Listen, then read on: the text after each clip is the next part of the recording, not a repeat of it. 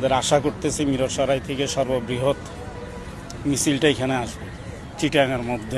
আমার যেটা ব্যক্তিগত ধারণা আর কি, সর্ববৃহৎ। আচ্ছা, আমরা তো জানি মিরসরাই এখান থেকে দূর আসছে, তো হ্যাঁ। সেক্ষেত্রে আপনাদের নুরুল আমিন চেয়ারম্যান যে একটা বিশাল বহর আসবে সেটার জন্য সেটার জন্য মনে করেন যে প্রত্যেকটা পাড়ায় পাড়ায় ইউনিয়ন অথবা প্রত্যেকটা এই পৌরসভা, প্রত্যেকটা আপনার এই উপজেলা তো আছেই, আপনার পৌরসভাগুলোর মধ্যে সেখানে বাসের ব্যবস্থা, তারপরে আপনার বাস মনে করেন মাইক্রো হাইস এইসবের মাধ্যম দিয়েই আসলে আসবে বিভিন্ন জায়গা থেকে, প্রয়োজন মতো বিভিন্ন এলাকা থেকেও ভাড়া করা হবে।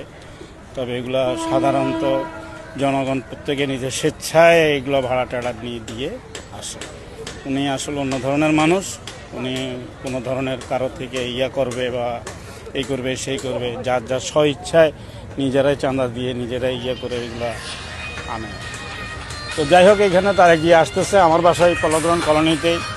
আমি বাংলাদেশ রেলওয়ের এই সাবেক রেল শ্রমিক কর্মচারী দলের সাবেক ভাইস প্রেসিডেন্ট সিআরবি শাখা, এবং রেলওয়ে দীর্ঘদিন গত 10 বছর যাবত।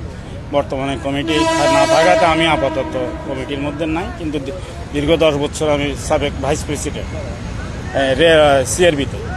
সিআরবি শাখা।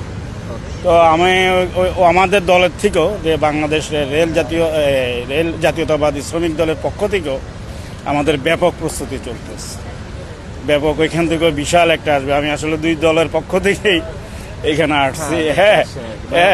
এইখানে আসছি, আমাদের সাথে সবার সাথে মোটামুটি একটা ভালো সম্পর্ক।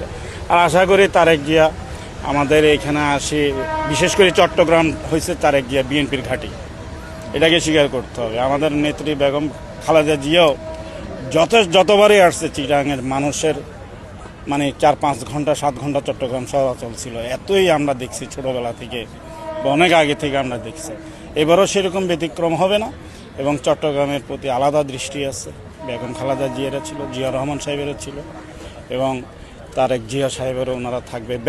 ব্যাপক পরিবর্তন এবং ব্যাপক চিন্তাভাবনা, উন্নত ফর্মুলা বাংলাদেশের মানুষের, জনগণের জন্য, সাধারণ মানুষের জন্য কাজ করার যে বা আরও মনে করেন যে বাংলাদেশের বেকারত্ব দূরীকরণ, স্বাস্থ্যসেবার বিষয়ে কথা বলা, সামাজিক নিরাপত্তা, এইসব বিষয়ে উনি ব্যাপক নির্দেশনা দিবেন আমার কাছে ব্যক্তিগতভাবে মনে হয় আর কি। এবং এটাই আশা করতেছে জনগণ, এবং উনি সেটা দিবেন। এবং অতীতের তারেক জিয়া বর্তমান তারেক জিয়ার মধ্যে অনেক পার্থক্য।